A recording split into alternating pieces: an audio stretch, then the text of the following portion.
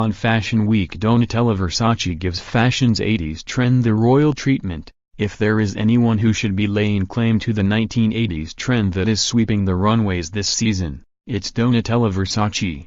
After all, her brother Gianni was one of the chief architects of the powerfully sexy look that defined the decade and still rings true for many women today. Just ask Jennifer Lawrence. He is also the subject of Ryan Murphy's latest miniseries, Versace, American Crime Story, which seems to have been less of a blight on the family than the company thought when they issued not one but two statements deriding it.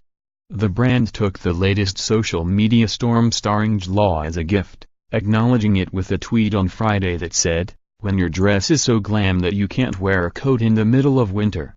Isn't number 39:T that just the essence of Versace? Since when does fashion have to be practical? Well, more on that later. When your dress is so glam that you can't wear a coat over it in the middle of winter." Jennifer Lawrence pic.twitter.com/43Aggie75L. There were several sexy dress options for Law in the fall 2018 Versace collection, shown by special dispensation at Milan and number 39:S Royal Palace on Friday night, including a few shimmying fringe. But mostly, this was a collection that seemed designed to connect with a younger, streetwear and logo-loving customer, part of a fashion sea change we've seen on other Milan runways this week, namely Prada and Fendi. With the show set in a royal palace, it was only natural that Queen Donatella would nod to Britishness and punk with patchwork tartan blazers and kilts, stretchy bustier tops worn over the season and number 39:S obligatory logo t-shirts and leather mini-skirts, all accessorized with berets covered in cute badges, Versace knit footballer scarves, and chunky gold coin jewelry. Side question: if you are old enough to remember dressing that way the first time around, is it okay to go for round two? Asking for a friend. The famed Versace Baroque prince came out to play with the tartans on colorful patchworked ball and bubble skirts, parkas, catsuits and jersey dresses that leave no question what fashion clan you belong to. And although there were some glamours and heels like Donatella herself wears, there was also a Versace take on the nerd comfy dad sneaker. I only have to wonder if Gianni would approve.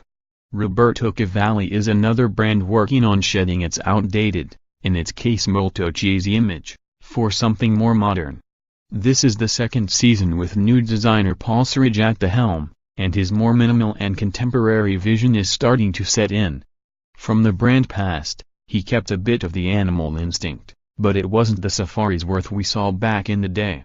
Instead, he showed touches of it, for example, the look's cherry red crocodile trench coat worn by millennial queen Gigi Hadid, a super sexy clinging knit gown patterned to look like feathers, and a streetwear-inspired fur backpack with mink tail.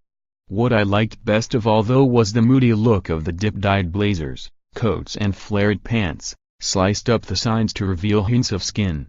I could see a young star like Zoe Kravitz rocking that. The ombre effect also appeared on scarfy dresses, and there were a couple of fringed gowns with sexy cutouts that could put the brand back in the running as a Hollywood red carpet contender. The only time Suric lost me was when he sent out a male model in crystal bedazzled jeans. Some things are better left behind. Etro, celebrating its 50th anniversary this year, is also reckoning with bringing past to present. Creative director Veronica Etro has taken the Italian aesthetic built on paisley textiles in a more global, boho direction, and this season was no different. Backstage at Etro, where designer Veronica Etro is sharing inspiration behind her Cosmic Prairie collection. Up next. #MFW. A post shared by Booth, at Boothmer, on February 23, 2018 at 5:11 a.m. PST for a postmodern craft look she called New Cosmic Prairie. She took inspiration from all over the place: desert landscapes, Navajo weaving, the ballet russe, the Memphis design movement, ethnofuturism and more, showcasing handmade zigzag, checkerboard, star and arrow prints that were so complex. Her design team engineered print placement on the paper dolls on display backstage next to her mood board.